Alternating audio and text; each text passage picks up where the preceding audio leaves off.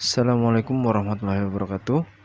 Pada kesempatan kali ini kita akan membahas tentang koordinat tabung dan bola. Dan nanti di subbabnya kita akan membahas tentang sebuah aplikasi dari penggunaan koordinat bola pada bidang geografi. Baik, langsung saja. Di sini kita melihat ada 3 buah gambar. Kemarin kita sudah membahas tentang aturan tangan kanan, kemudian aturan tangan kiri untuk membuat koordinat 3 dimensi atau koordinat kartesius. Nah, di sini saya menggunakan aturan tangan kanan sehingga sumbu X, Y, dan Z ada di posisi yang seperti ini. Nah, kita lihat di sini ada 3 gambar. Yang pertama ada koordinat kartesius, yang kemudian ada koordinat tabung, kemudian yang terakhir ada koordinat bola. Nah, di sini bisa dikatakan spare, bola di sini spare, bukan ball, oke, tapi menggunakan spare. Nah, koordinat kartesius di sini ini seperti biasa, jadi seperti dasar ya. Ini titik pusatnya di titik 0, 0,0. Kemudian di sini kalau saya arahkan ke titik yang di sini, titik P di sini. Oh, sebentar. Kepencet. Nah, di sini ada titik P, berarti dari sini caranya adalah kita gunakan dulu sumbu X, sumbu Y, sumbu Z. Contoh, misal di sini saya buat 3,5, berapa ya ini? 4. Jadi maksudnya saya mengarahkan ke sumbu X banyak 3, saya jalan dulu ke sumbu X 3, kemudian ke sumbu Y 5 langkah, sana 5, baratnya 5 ya. Jadi di sini ada titik X, Y, kemudian ditambahkan dengan koordinat Z yaitu 4 langkah ke atas. Nah, jadi di sini 4 langkah. Nah, ini pasti sejajar, harus sejajar. Nah, kemudian bagaimana dengan koordinat tabung? Bedanya dengan koordinat kartesius yang 3 dimensi, di koordinat tabung ini kita menggunakan X dan Y sebagai koordinat polar. Jadi sumbu X dan sumbu Y ini kita menggunakan koordinat polar. Seperti sebelumnya, di bab sebelumnya kita sudah membahas tentang koordinat polar. Jadi X dan Y, dari X menuju Y ini besarnya adalah theta derajat misal, sebesar theta. Sehingga dari X ke Y ini akan menggunakan koordinat polar. Jadi di sini, nah misal seperti ini. Nah, sehingga ini seolah-olah sebagai bentuk 2 dimensi. Kalau kita menggunakan R2 kemarin, maka bentuknya akan seperti ini. Nah, ini R, kemudian ini theta. Oke, 2 dimensi. Bedanya adalah dengan koordinat polar yang 2 dimensi, ini kita punya berdiri, seolah-olah naik ke atas ya. Nah, yaitu sumbu Z. Bedanya koordinat tabung ini, Z-nya masih berupa Z biasa. Oke, sehingga ini adalah perpaduan antara 2 dimensi polar, kemudian Z-nya adalah Z biasa. Baik. Oleh karena itu, seolah-olah ya. Jadi alasnya ini berbentuk tabung, berbentuk lingkaran, kemudian ini dia punya tinggi. Nah, sehingga disebut sebagai koordinat tabung. Sehingga karena bentuknya seperti ini. Alas atau tutupnya ini kan berbentuk lingkaran polar dan tingginya kita masih menggunakan tinggi biasa, sehingga R, theta, Z. Kemudian untuk koordinat yang bola ini betul-betul semuanya sudah menggunakan polar, baik antara XY maupun antara XZ dan YZ. Jadi alasnya berbentuk polar, kemudian dari Z pun akan berbentuk polar. Dan sudut pangkalnya kalau kita lihat di koordinat tabung adalah sudut pangkal di X. Jadi dari X berjalan berputar berlawan arus jarum jam. Sedangkan Z ini dia berputar dari atas menuju bawah kemudian naik lagi ke atas. Perputarannya searah jarum jam. Oke. Jadi titik Z adalah titik pangkalnya. Baik. Kemudian relasi antara mereka bertiga bagaimana? Nah, saya bahas dulu tentang koordinat tabung. Jadi di sini ada koordinat kartesius x, y, z, kemudian dirubah menjadi koordinat tabung r, theta, z. Kita melihat bentuk dasar dari koordinat tabung adalah sebuah koordinat polar 2 dimensi.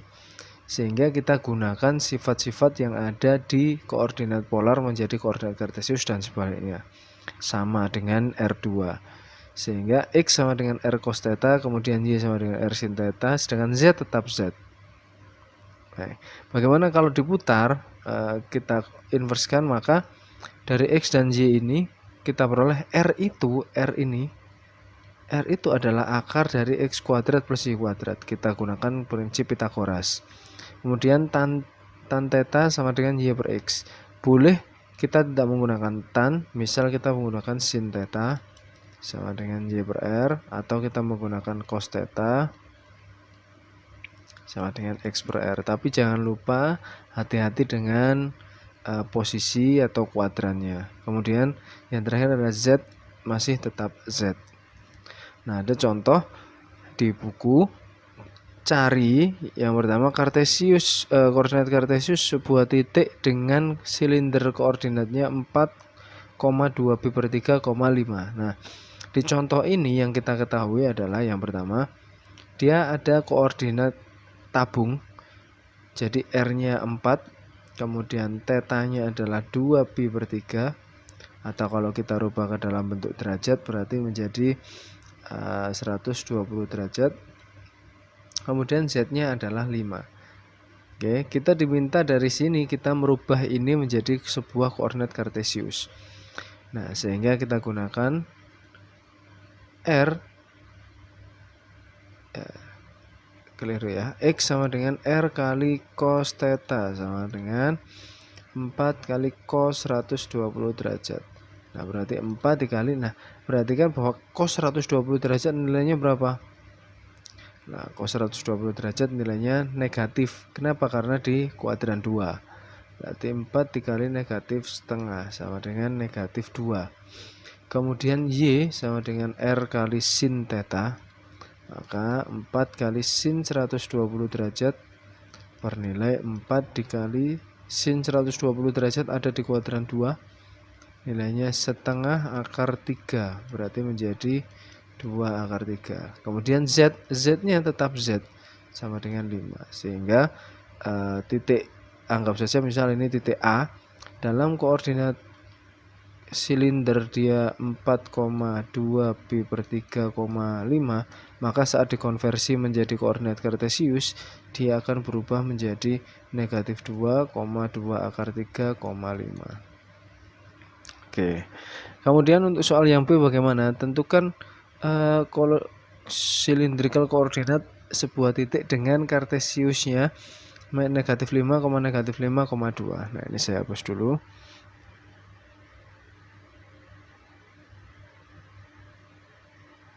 Baik. Nah, untuk soal yang B, kita kenal bahwa dia adalah koordinat kartesius, sehingga diketahui X-nya negatif 5, Y-nya juga negatif 5, kemudian Z-nya sama dengan 2. Nah, dari sini kita cari R sama dengan akar dari X kuadrat ditambah Y kuadrat. Sehingga kita peroleh negatif 5 kuadrat ditambah negatif 5 kuadrat akar 50 atau 5 akar 2. Kemudian kita cari menggunakan tan boleh, menggunakan sin boleh, menggunakan cos boleh. Nah, sesuai contoh ini saya gunakan tan theta sama dengan Y per X, sehingga kita peroleh negatif 5 dibagi negatif 5 sama dengan 1. Nah, tan berapa yang nilainya 1, maka arkestanya adalah 45 derajat atau pi per 4.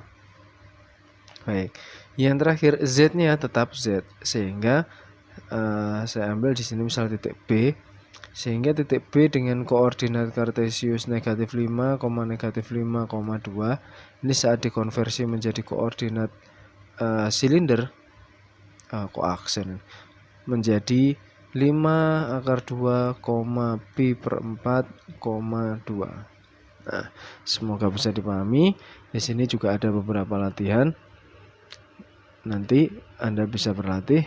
Nah, di sini ada beberapa contoh juga yang lain. Tentukan persamaan dari cylinder coordinate of the parabole and cylinder whose Cartesian equation adalah x kuadrat plus y kuadrat sama dengan 4 min z.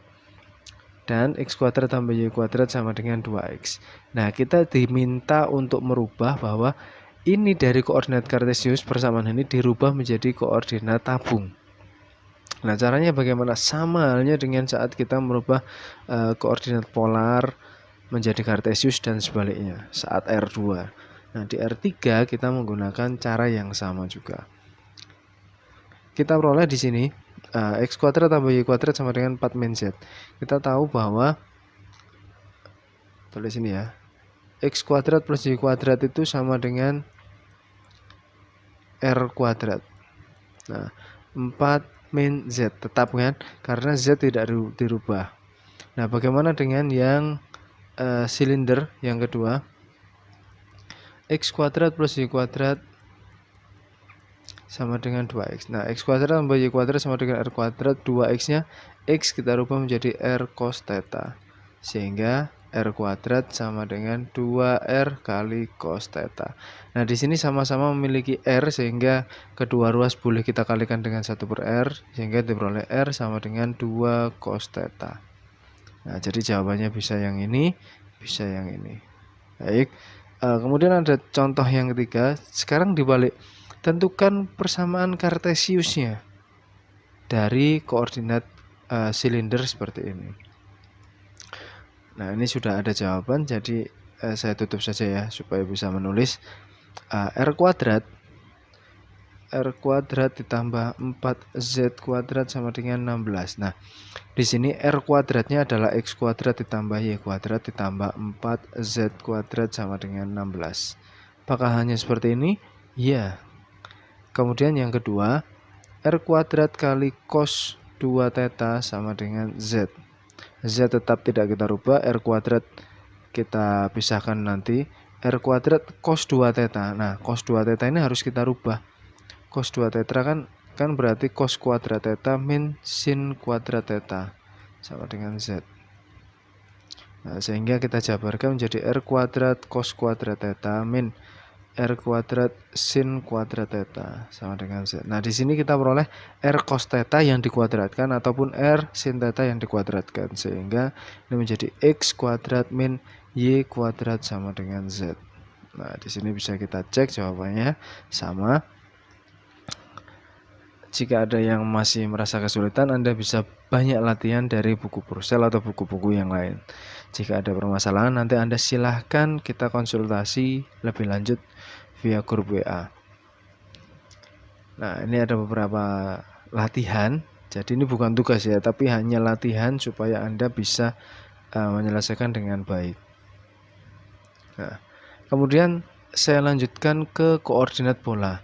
Kita sudah membahas tentang kartesius, kita sudah membahas tentang koordinat silinder. Kemudian kita akan membahas yang terbaru adalah koordinat bola atau spherical coordinate. Ini hampir mirip. Jadi untuk kita mencari di sini saya ambil misal ini awalnya R kan, yang tadi kan R.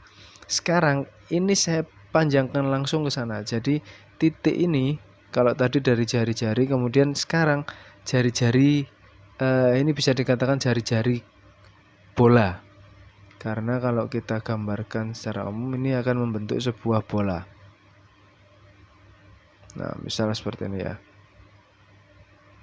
Maaf gambarnya. Nah, dari sini ini kalau saya hubungkan berarti kan ini jari-jari bola, jaraknya kemana-mana sama.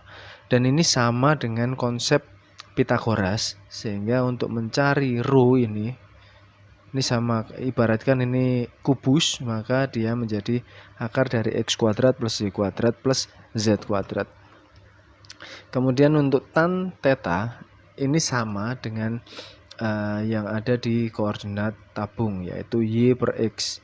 Apakah harus tan? Enggak, boleh sin, boleh cos, silahkan. Kemudian di sini cos C adalah Z per akar X kuadrat plus Y kuadrat plus Z kuadrat. Nah, dari mana asalnya ini? Nah, ini kita peroleh, saya bahas pelan-pelan dulu, sehingga X sama dengan rho sin theta kali cos theta. Ini dari mana? Nah, apa hubungannya antara rho, kemudian antara V dan antara theta? Nah, kemarin sudah saya minta untuk sedikit membahas tentang, untuk memikirkan tentang itu. Apakah ada yang sudah menemukan?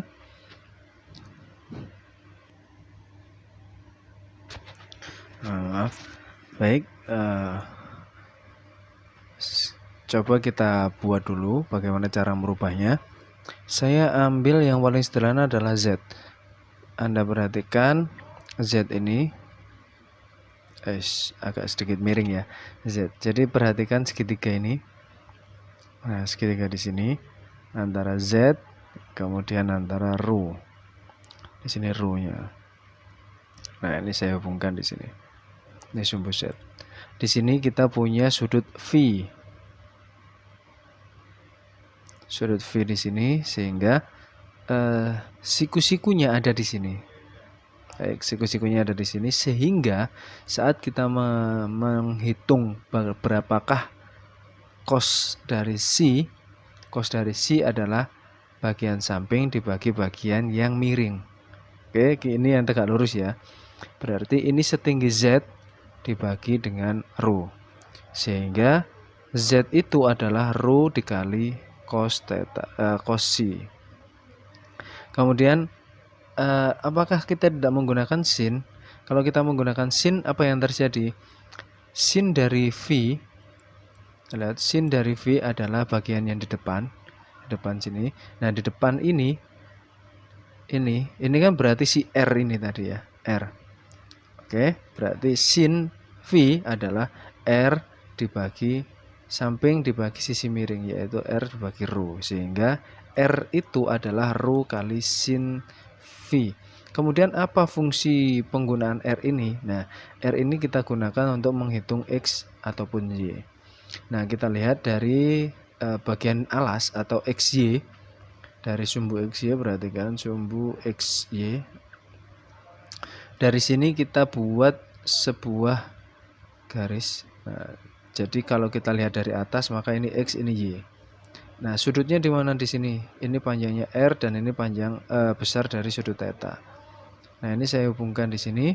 Kalau saya buat, maka dari sini kalau saya ambil sin theta di sini, berarti kan sisi depan dibagi sisi miring. Sisi depannya siapa? Yaitu Y. Y per R. Sehingga Y sama dengan R kali sin theta. Nah, R di sini kita gunakan bentuk ini. R sama dengan rho kali sin theta, sehingga rho kali sin V, sehingga rho kali sin theta kali sin V. Nah, ini sama dengan ini.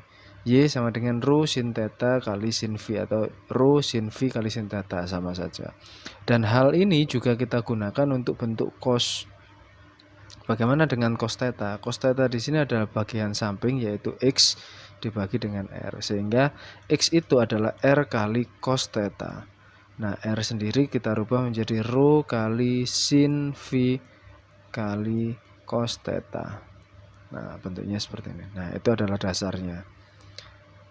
Baik, saya kira sudah tidak ada masalah ya. Berarti kita bisa menghitung bagaimana Z kok bisa ditemukan ini, kemudian bagaimana kita menemukan Y bisa seperti ini, dan Z dan X bagaimana bentuknya kok bisa jadi seperti ini.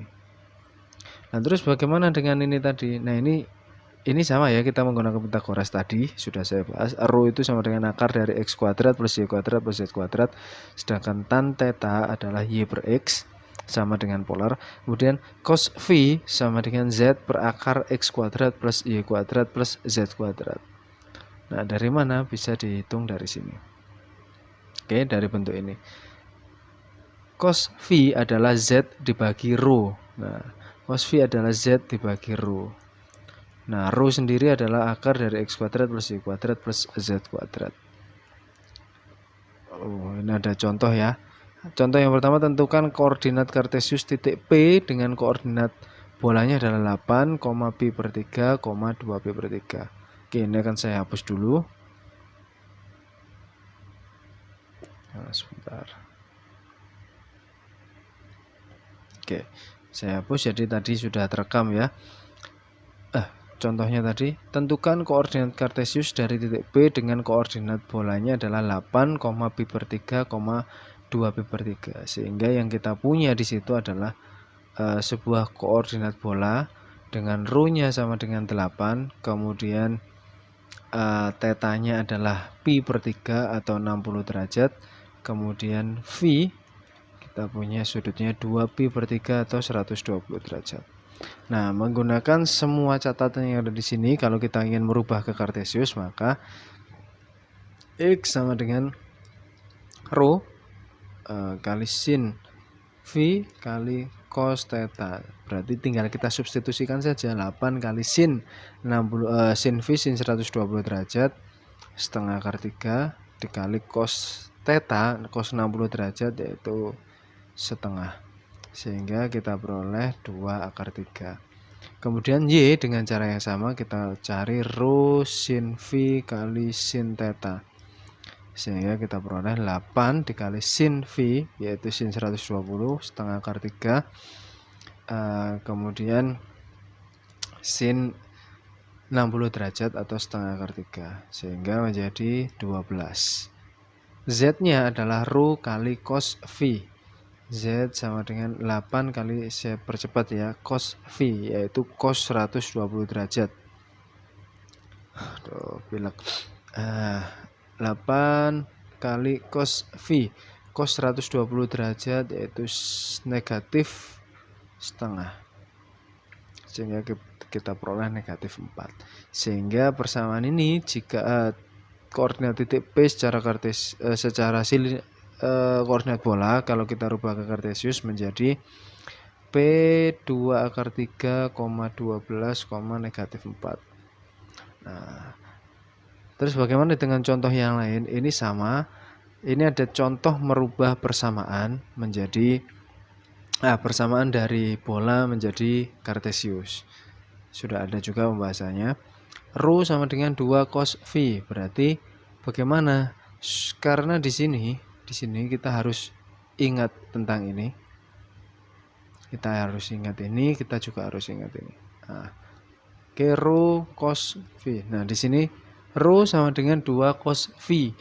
Kan tidak ada bentuk seperti ini langsung, kan tidak ada. Sehingga kita harus kalikan kedua ruas dengan ρ. Kalikan dua-duanya dengan ρ.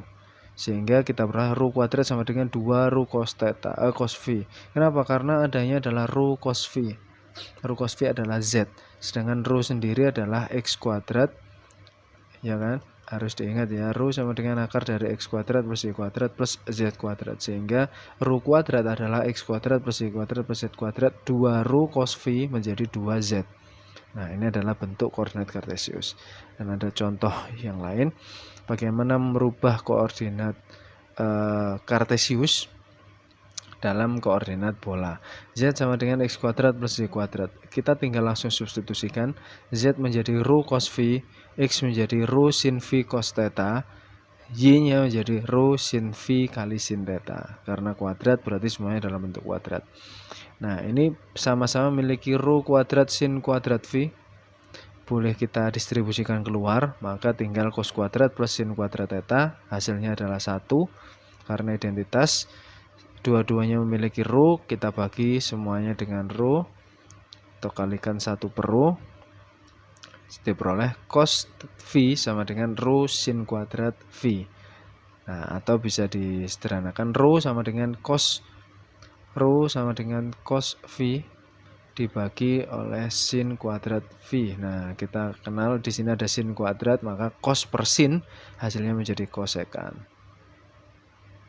Nah, 1 per sin kuadrat ya yang diambil ya.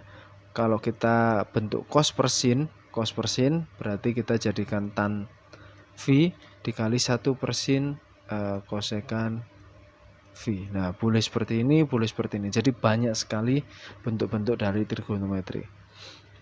Nah, ini ada beberapa latihan, silahkan Anda bisa berlatih. Nanti kalau ada masalah kita diskusikan lebih lanjut.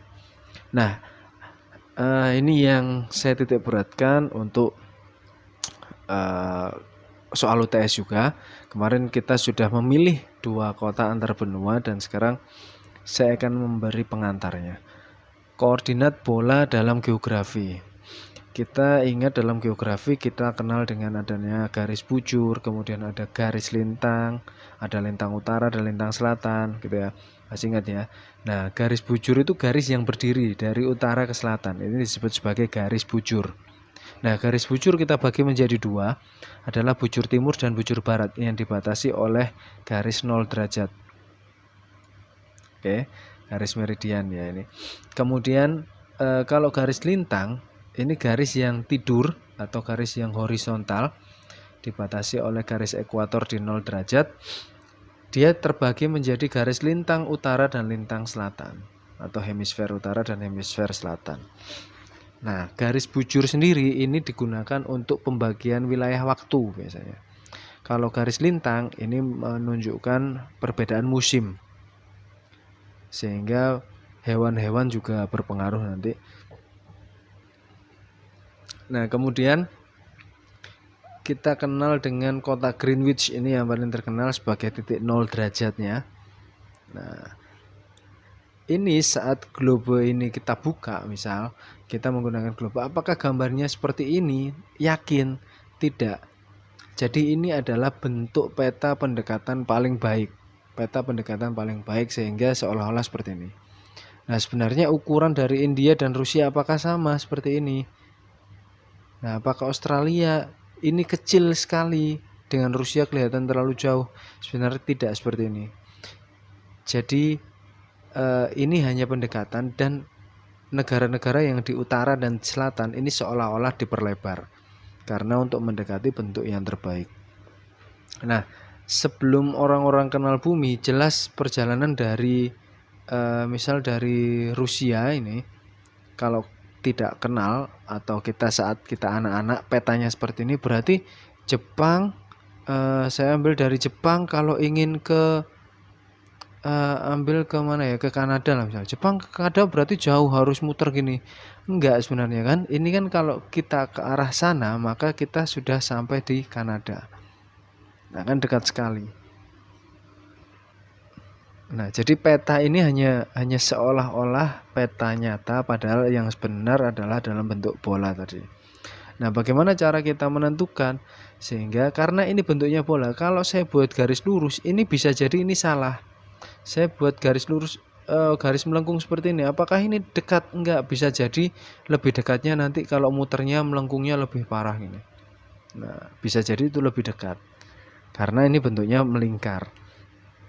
Nah, untuk mempelajari ini, kenapa kita harus belajar tentang ini? Yang pertama, ada beberapa aplikasi yang bisa kita gunakan untuk mencari jarak antar kota di dunia menggunakan titik-titiknya.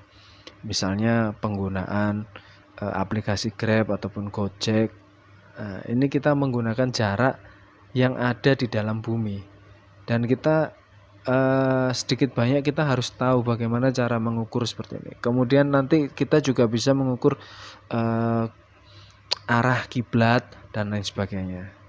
Nah, arah kiblat juga bentuknya seperti itu. Kita harus belajar untuk mengukur berapa sih sudut dari titik kita di Surabaya, kemudian kita ke Mekah, harus miringnya berapa derajat. Nah, itu bisa kita hitung nanti. Ini ada contoh tentang jarak antara Paris ke Kalkuta. Paris kita tahu ibu kotanya Prancis. Kemudian Kalkuta adalah sebuah kota di India. Jadi kita di sini mengasumsikan bahwa bumi adalah sebuah bola dengan radius atau jari-jari bolanya 3.960 mil. Tentukan jarak antara Paris yang terletak di 2,2 derajat bujur timur, 48,4 derajat lintang utara, ke Kalkuta yang terletak di 88,2 derajat bujur timur dan 22,3 derajat lintang utara. Nah, sudut yang kita gunakan boleh dalam derajat atau boleh kita rubah dalam bentuk radian. Kita kenal bahwa 1 radian atau 1 derajat biasa itu sama dengan pi per 180 radian. Nah, sehingga kalau di sini parisnya sudut theta itu kan adalah sudut antara X dan Y. Paham ya? Jadi ibaratkan di sini kalau saya ambil titik pusatnya di sini misal. Nah, ini ya. Ini X, kemudian saya arahkan ke pusat, kemudian Y dan Z. Sudut yang kita mulai dari X menuju Y ini adalah sudut theta. Yang dari X menuju ke Y ini adalah sudut theta. Sehingga dari paris ini ke sini ini adalah sudut theta. Nah, sudutnya 2,2 derajat bujur timur. Berarti mengarah ke timur ya. Kita berputar ke sana. Nah, terus kalau kotanya di sini bagaimana? Berarti kan bujur barat. Dia ada di bujur barat karena dia arahnya ke sana. Oke. Berarti kita rubah ke dalam radian bagaimana? Kita muter. Dari sini, dari 0 ini kita berputar hingga ke belakang. Jadi kalau bujur barat ini adalah bernilai negatif nanti. Kalau di bujur timur bernilai positif, maka di bujur barat bernilai negatif. Nah, tetanya adalah 2,2 derajat. Kita rubah dalam radian menjadi 0,0384 radian. Sedangkan V-nya, sudut V, kita lihat dari kota Paris ini, dari Z. Z ini kan kita ukur turun ke bawah. Nah, dari Z kita ke arah bawah, ke arah alas, sampai berputar ke bawah nanti. 48,4 derajat lintang utara. Nah, 48,4 derajat lintang utara itu menghitung lintang utara itu dari titik ini ke atas. Oke, dari titik ini ke atas. Besarnya ternyata di sini adalah 48,4 derajat. Berarti kalau kita menghitung dari kutub utara, ini yang harus kita hitung karena Z itu kita mulai dari sini. Nah, ini disebut sebagai sudut azimut ya. Sudut azimut ini adalah V. Berarti V-nya berapa? V-nya adalah 90 derajat dikurangi dengan 48,4 derajat. Kenapa? Karena di sini kan siku-siku ini 90 derajat.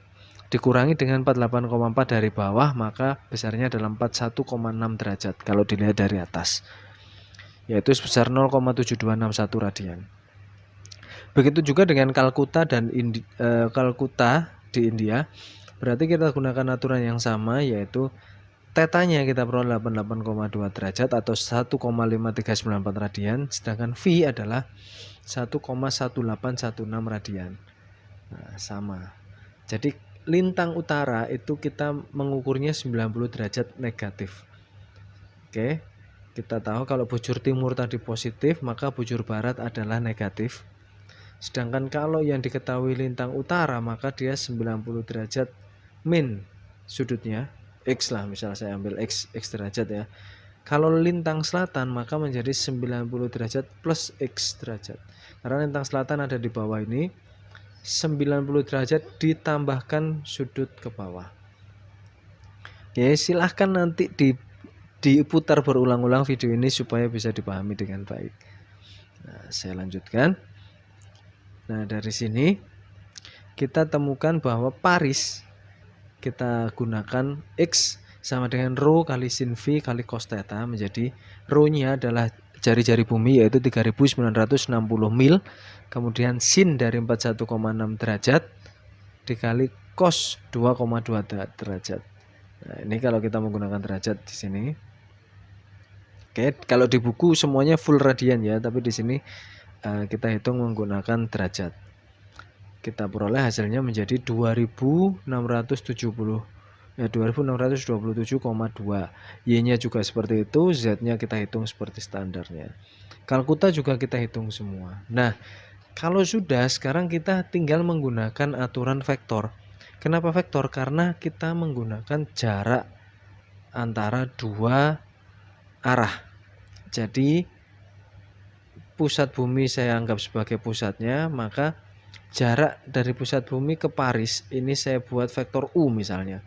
Kemudian dari pusat bumi ke arah Kalkuta saya buat sebagai vektor V. Sehingga di bab vektor kita kenal bahwa cos theta, misal ini sudutnya theta ya.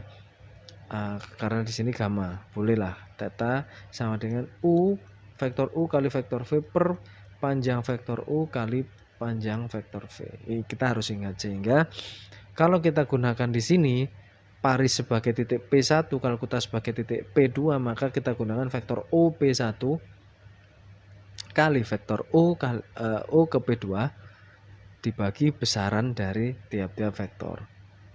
Gitu ya. Sehingga ini kan X, Y, Z di sini adalah bentuk besaran-besaran vektor. Titik-titiknya vektor.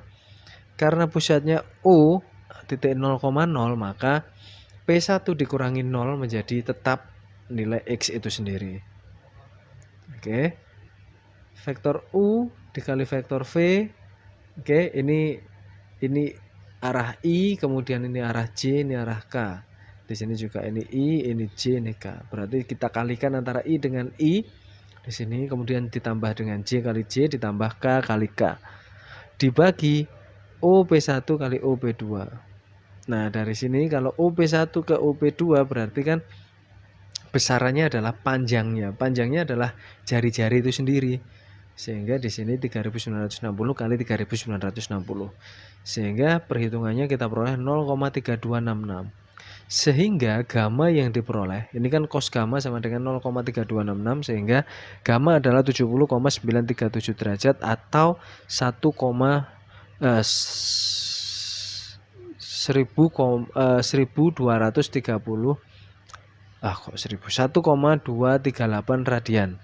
Sehingga jarak Paris ke Kalkuta kita gunakan jarak D sama dengan rho kali gamma, yaitu 3960 kali 1,238, yaitu 4902 mil atau 7890 km. Nah, ini kita cocokkan kalau kita menggunakan Google Earth, kita bisa tarik dari kota Paris di Prancis ke kota Kalkuta di India.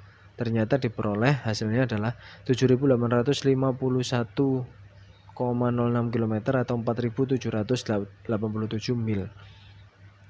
Nah, ini menunjukkan bahwa kok nggak bisa pas 7890. Nah, kenapa kok bisa seperti itu? Karena sudut-sudut yang ada di sini ini adalah sudut-sudut pendekatan dan pasti ada toleransi kesalahan di situ.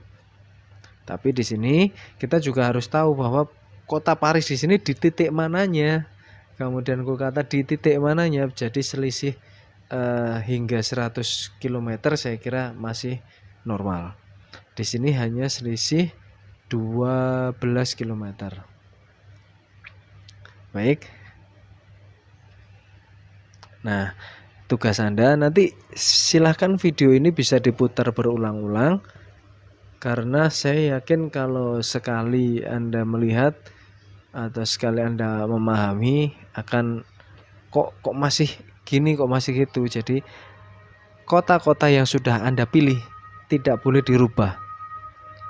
Jadi sudah konsekuensi Anda menggunakan bujur timur atau bujur barat, lintang utara atau lintang selatan, itu adalah konsekuensinya. Baik, terima kasih. Semoga materi pada hari ini bermanfaat.